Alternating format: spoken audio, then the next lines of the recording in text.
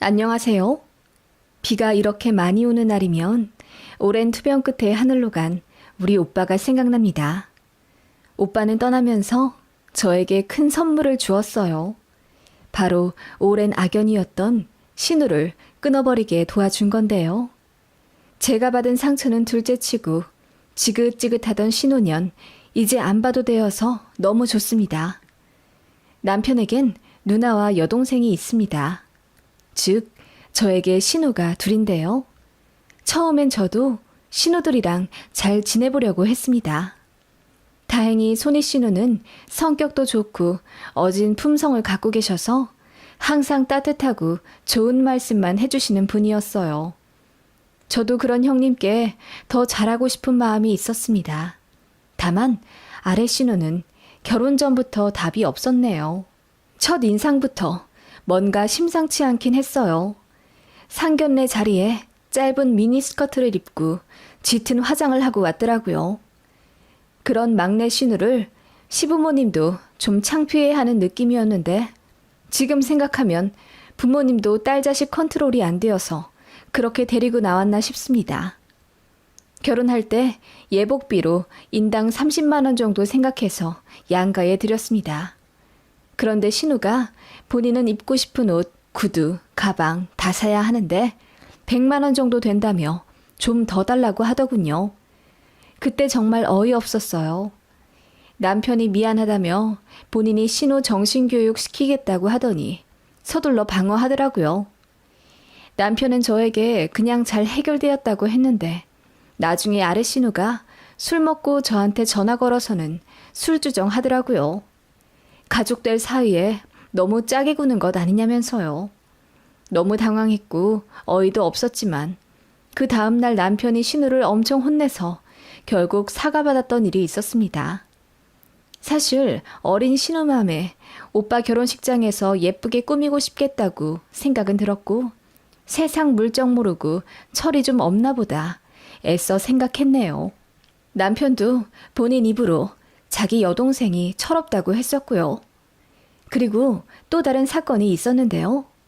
저희는 그렇게 여유 있는 사람들이 아니기 때문에 예물 예단도 생략할까 하다가 그래도 최소한이라도 하는 게 나을 것 같아 시댁에 은수저랑 반상기를 보냈고 예단비로 500만 원 보내드렸습니다.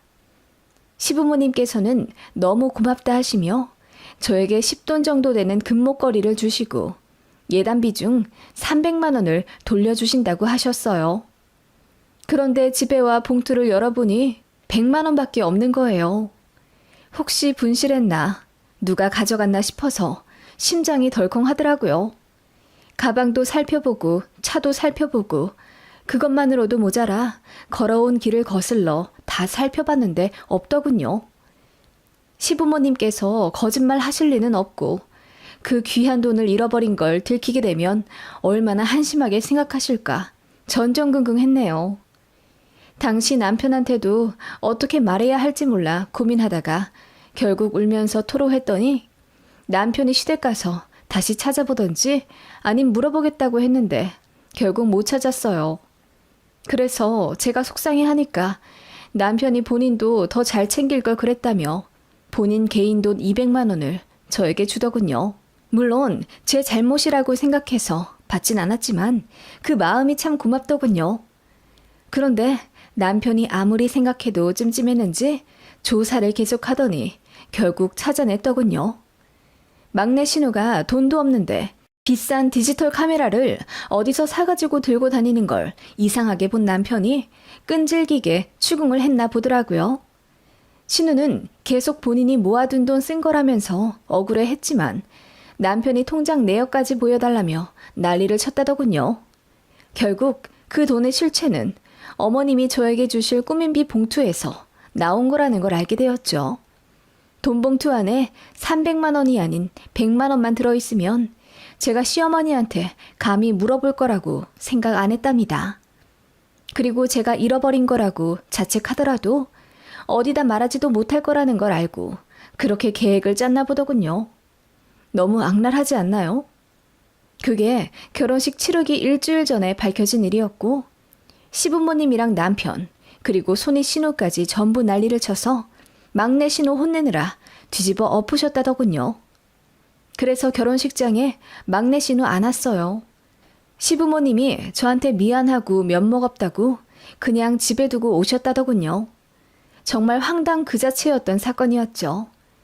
알고 보니 신우가 집안에서 애물단지 같은 존재더라고요. 어릴 때부터 자잘자잘하게 사고치며 비행도 좀 했던 것 같고요.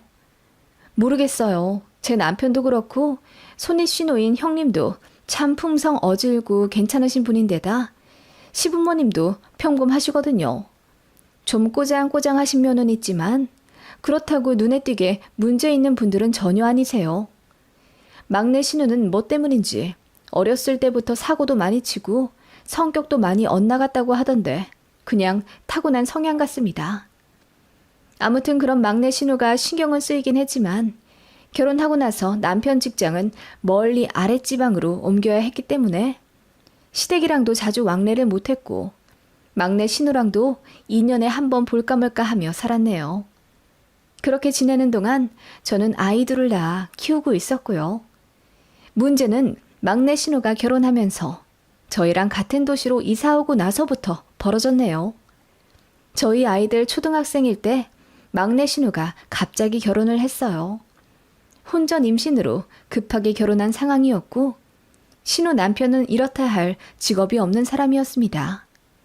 이해가 가지 않았지만 너무 사랑해서 없으면 못 산다고 울고불고 난리쳐서 겨우 양가 허락받고 결혼하더라고요. 그런데 모아둔 돈이 거의 0에 가까웠기 때문에 신우 남편한테 700만 원 있었다고 하더군요. 양가에서 조금씩 모아 22평짜리 전셋집에서 신혼 시작하더군요. 그런데 신우가 저에게 뭐 맡겨놓은 듯이 굴더라고요. 임신했을 때는 본인 좀 잘 챙겨달라며 체리 사달라, 복숭아 사달라 매일 연락 오고 그것도 모자라 저희 가족 마트 갈 때 따라가서 본인 먹고 싶은 간식 5만 원어치 막 담더라고요. 뻔뻔하게 계산은 하지도 않았고요. 그런 식으로 마트나 시장 갈 때마다 악착같이 따라와 제 지갑을 같이 쓰려고 하는 게 괘씸하고 열이 받아 이건 아닌 것 같다고 선 그었더니 가족 사이에 너무하다면서 시장 바닥에서 엉엉 울더라고요. 배는 남산만한 임산부가 엉엉 우니 잘 알지도 못하는 주변 상인들과 할머니들은 저에게 손가락질하며 신우가 임신해서 먹고 싶은 게 많은가 보다. 올키가 돼가지고 베풀질 못한다며 막 혼내시는 거예요. 그때 얼마나 창피하던지요. 애 낳고 나서도 장난 아니었습니다. 산후조리원은 돈 없어서 못 들어가니 저더러 도와달라. 산모 식단 좀 차려달라. 등의 요구는 애교였어요. 물론 다 들어주진 않았지만 아무렇지 않게 도움 요청하는 게 너무 부담스러웠어요. 그리고 저희 부부를 무슨 ATM기처럼 알기 시작하더라고요. 아이 기저귀나 옷 사이즈 업해야 하는 시기가 오면 당연히 저희한테 연락합니다. 그리고 조언 묻는 척하면서 돈 뜯어내죠. 언니, 우리 애기 옷을 사야 하는데 어떤 사이즈를 사줘야 할지 모르겠어요. 언니는 애 둘이나 키워보셨으니 아시겠죠?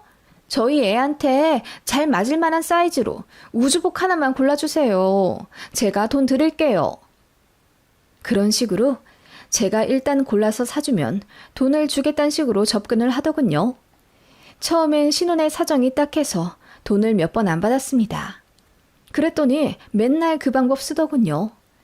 그래서 한 번은 작정하고 돈을 받았어요. 준다고 했으니 받겠다고요. 계좌번호 보냈더니 당황해 하더라고요. 그리고 나서 돈을 주긴 줬는데 5만 원 줘야 할 걸 3만 원만 보내더군요. 어이가 없어서 덜 보냈다고 했더니 그제야 자기 돈이 없어서 그것밖에 못 보냈다고 미안하다고 하더군요. 아무튼 애 100일 때도 저희한테 뭐 맡겨둔 듯이 보행기 사달라, 금반지 사달라 난리더니 돌 때는 대놓고 애 앞으로 적금 좀 들어달라고 어이없는 요구를 하더군요. 외삼촌이랑 외숙모가 조카 앞으로 다달이 10만 원씩 해주면 나중에 우리도 부모로 알고 효도할 거라나? 그 말에 남편이 적당히 하라며 화를 냈더니 한동안 자제하나 싶더군요. 저도 복직해서 일 바빠 신호 연락 잘 안 받고 그렇게 살았어요. 그래도 워낙 가까이 살다 보니 한 달에 한두 달은 꼭 만났습니다. 만나서 어떻게든 소고기나 스시 같은 비싼 것 얻어먹으려 하는 게 참 속보였지만 신혼에도 사정이 안 좋으니 그냥 눈 딱 감고 봐줬어요. 시조카한테도 돈 참 많이 들어갔네요. 생일이다, 어린이날이다, 뭐다 해서 1년에 그 아이한테만 거의 50만 원은 썼던 것 같아요. 누군가는 바보같이 왜 다 해주냐고 묻지만 그것도 많이 쳐내서 그 정도네요. 신우 너무 싫었지만 그래도 돈 없어서 누수공사도 제대로 못해 집에 곰팡이 범벅인 것을 보거나 다 낡아빠진 팬티 입고 다니는 걸 보면 괜히 연민이 들었거든요. 신우 남편도 타 지역 공사장 다니느라 집에 거의 안 들어오니 신우랑 시조카 둘이서 거의 생활을 하니 마냥 외면하지도 못하겠더라고요. 이래저래 복잡한 속사정이 있어서 신우를 매정하게 끊어내지 못했던 겁니다. 그러다가 신우가 타 지역으로 이사를 가게 되었어요. 너무 좋더라고요. 그런데 돈 없어서 이사도 못 가고 다시 눌러앉게 생겼다고 하자 남편이 기겁하면서 500만 원 해줬네요. 나중에 알게 되었지만 제가 내심 좋아하는 걸 신우도 눈치를 채고 심술 부린 거였어요. 협박을 한 거죠. 정말 신우 그 악랄한 잔머리 여전하더군요. 그런 신우를 저는 15년 정도 견디며 결혼 생활했던 겁니다. 이사 가고 나서 스트레스 덜 받을까 기대했는데 웬걸 한 번 저희한테 기댔던 신우는 먼 곳에 가서도 걸핏하면 돈 달라, 애 책상 사줘라, 애 태블릿 PC 사달라 요구를 하더군요. 그래서 제가 우리 애들 뒷바라지 하기에도 벅차니 그런 식의 무리한 요구는 하지 말라고 처음으로 화를 냈습니다. 그랬더니 신우가 애 데리고 막무가내 저희 집에 올라오더니 올케로 들어왔으면 올케답게 굴어요 언니. 우리 엄마 아빠한테 잘하지도 못하는 며느리잖아요. 신우가 형편이 어려우면 좀 돕는 게 맞는 거죠. 새언니 정말 개념 없네요. 라고 하더군요. 그리고는 6살 난 시조카를 저희 집에 맡길 테니 일주일만 봐달라고 하며 나가는 것 있죠. 알고 보니 저한테 화를 내러 오는 건 핑계였고 시조카 어린이집 방학이라 애 돌보기 귀찮으니 무대뽀로 저한테 맡긴 거였어요. 제가 마침 휴직 상태라 집에 있는 거 신우도 알았거든요. 그래서 남편이 미친 듯이 화를 내 신우 끌고 와 다시 시조카 데리고 집에 가게 했지만 저는 신우한테 정말 없던 정까지 다 떨어진 계기가 되었죠. 그것보다 더한 일이 있을까 싶었는데 라스트 팡이 남았더군요. 저에게는 오빠가 하나 있었는데 결혼을 하지 않았어요. 미혼 상태로 사업하며 열심히 살다가 40대 후반에 간암 판정을 받았습니다. 그래서 수술도 받고 항암도 했지만 결국 차도가 없었고 호스피스에 들어간 지 10개월 만에 오빠가 하늘에 갔어요. 친정엄마와 아빠가 전국을 돌아다니며 백방으로 치료 방법 알아보고 노력하시느라 고생 많이 하셨고요. 그걸 시댁 가족들도 다 알고 있어요. 형님도 저희 오빠 일에 누구보다 많이 걱정하며 호스피스도 3일 밤낮으로 알아봐 주셨고요. 오빠 입원해 있을 때 1년 동안 병문안을 무려 5번이나 와주신 고마운 손이 신우입니다. 다만 손 아래 신우는 역시나였어요. 저희 오빠 상황 안 좋은 거 알면서도 껌 딱딱 씹으며 어떡해요. 빨리 나으셔야 할 텐데 라고 하더군요. 호스피스까지 간 마당에 암말기 환자가 낫고 말고가 어딨겠어요. 그만큼 성의 없는 위로를 했다는 말입니다. 그러면서도 듣기 거북한 말을 종종 하곤 했어요. 결혼을 하셨다면 좀 나으셨을지도 모르겠어요. 돌봐줄 부인도 없고 자식도 없어서 더 현생에 밀어넣는 것 아니에요? 그래서 차도가 없는 건 아닐까요? 그 말에 저도 예민해져서 말 조심하라고 했더니 입 다물긴 했습니다. 근데 되게 상처더라고요. 아무튼 그렇게 하늘나라 가버린 오빠 장례를 정신없이 치르고 오빠 생전 모아둔 재산과 사업장 정리하느라 너무 바빴습니다. 오빠는 미리 유언장을 남겨놓은 상태였어요. 부동산 포함해서 모든 재산을 동생인 제가 현금화해서 아빠, 엄마, 저 이렇게 3등분에 소유하라고 적혀 있더군요. 오빠는 자가 아파트가 하나 있었고 시세 8억짜리였어요. 대출은 1억 정도 끼어 있었고요. 사업장은 정리하니 6천만 원 정도가 남아 그거랑 오빠 부의금 들어온 것 더 보태 오빠 명의 대출부터 싹 정리했습니다. 집은 바로 처분하기 어려워 부모님과 상의 끝에 당분간 그대로 두기로 했어요. 그런데 막내 신우가 어느 날 저에게 전화를 하더니 오빠 재산 같은 건 다 정리를 하셨냐 묻더군요. 제가 좋아하는 손이 신우라면 응당 내 걱정이겠거니 싶겠지만 뻔하디 뻔한 막내 신우라 음흉하게 들려 기분이 나쁘더군요. 그래서 알아서 할 테니 오빠 얘기 안 물었으면 좋겠다고 했어요. 그런데 며칠 뒤 웬일로 저희 집에 수박까지 사들고 와서 방문하더군요. 원래는 항상 빈손으로 오던 신우거든요. 와서는 제 눈치 싹 보면서 언니, 살이 많이 빠졌어요. 오빠분 사후 처리하느라 많이 바쁘신가 봐요. 라고 하더군요. 그러더니 또 저희 오빠 결혼 얘기를 하는 거죠. 결혼을 하신 상태였으면 배우자가 정리를 해야 할 일인데 안 하셔서 언니가 고생을 하네요. 그래도 하늘에서 보시고 고마워하실 거예요. 생전에 참 좋으신 분이었다면서요. 웬일로 말을 착하게 하나 싶더군요. 그런데 역시나 속꿍꿍이가 있었습니다. 집 얘기를 자꾸 물어보더니 그 집은 어떻게 처리를 할 거예요? 바로 안 팔릴 것 같다던데 그럼 전세로 돌리나요? 죽은 사람 집에 아무도 안 들어가려고 할 텐데 골치 좀 아프시겠어요. 라고 하더군요. 그래서 알아서 한다고 딱 잘라 말했더니 갑자기 팔자 눈썹을 하며 제 손을 잡더라고요. 언니, 아마 그 집 팔리기도 힘들고 세놔도 누가 들어가지도 않을 거예요. 이래저래 안 좋은 기운도 많을 텐데 정리를 할 겸 제가 들어가서 살아도 될까요? 그 말에 저는 제 귀를 의심했습니다. 네? 아가씨가 우리 오빠 집에 왜 들어가 살아요? 빈집 그냥 두면 안 좋잖아요. 그리고 팔 거라면 더 집 관리를 잘해야죠. 언니가 부동산에 그 집 내놓으면 저랑 우리 딸이랑 그 집 살면서 집 보러 온다는 사람들한테 집 보여주고 그럴게요. 그러다가 바로 팔리면요? 에이, 뭐 바로 팔리겠어요? 일단 저희 2년만 살다가 내놓으세요 그럼.